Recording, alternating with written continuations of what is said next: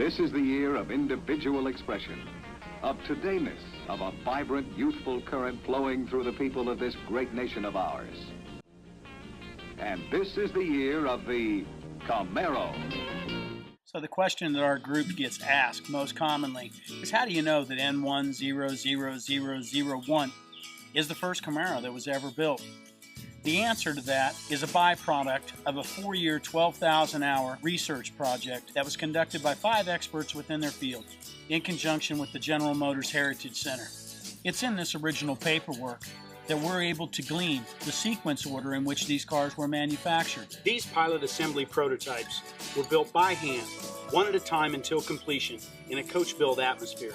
These builds received components and parts that were marked prototype, handmade, and pilot production. N1000001 was a beneficiary of Fisher Body Kit DD01D and was in fact the very first working assembly prototype that was built underneath the F-Car platform 6 weeks before the F-Car platform gained a name. That name is Camaro, and it's still synonymous today. To explain this in simpler terms, it's easy to remember that what we know today as the Camaro was not always known as the Camaro. It was referred to as the F-Car platform prior to Camaro, and then prior to that, it was the XP836 design study. Back in 1964, Chevrolet was looking for an answer to the Ford Mustang. The design study within the XP836 program began with the clay model. It was from there that they graduated to a balsa wood platform, and from there on to a fiberglass platform. On a full-scale fiberglass model. It won't run, but it looks enough like the real thing to fool an expert. None of these examples had enough structural integrity to actually carry the weight of the sum of its parts. The first cars that were tested were actually cosmetically altered Chevy 2 Novas. This happened in the winter of 1965.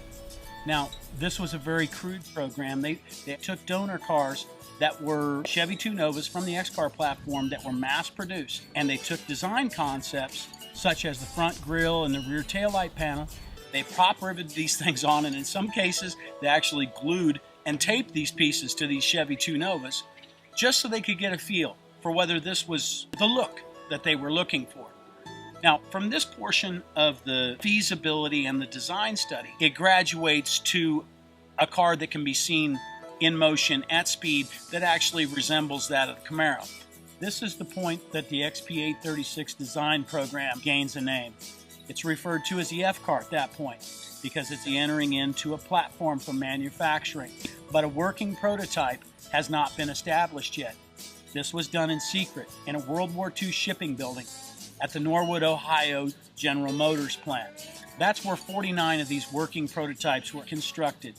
And because there had been no testing, no real-world engineering testing that had been done on these cars, 10 of those pilot prototypes were then sent to the proving grounds to make sure that they would be feasible in real-world applications. This is where our paper trail becomes conclusive, because we have the pre-production paperwork from all 49 of the Norwood working prototypes. These were the first of all of the F-Car platform, but they still did not have a name. These cars were born without a name. They were referred to as the F-Car. Prototypes that do run are next on the schedule. Time for the showdown. It wasn't until approximately 6 weeks later that the name Camaro was actually picked. To people sensitive to design, the Camaro is a good, honest piece of sculpture. From any angle, the car has a dynamic shape. The look of today, with no compromises and no excuses. It's quite a contrast from the flat or slab-sided look or the squared-off, boxy look. These aerodynamic lines were subjected to extensive tests in a jet aircraft wind tunnel. The Camaro is truly a product of the space age.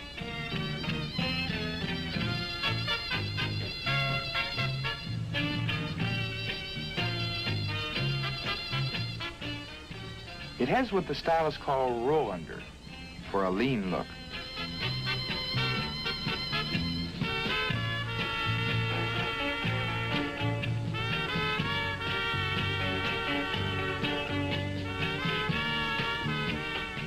curved side glass and roof give it a lot of what we call tumble home, that slanted-in feeling at the top. Tumble home and roll under are key design elements in the cylindrical shape of the car, a trend-setting shape considered an ideal approach to modern automotive design.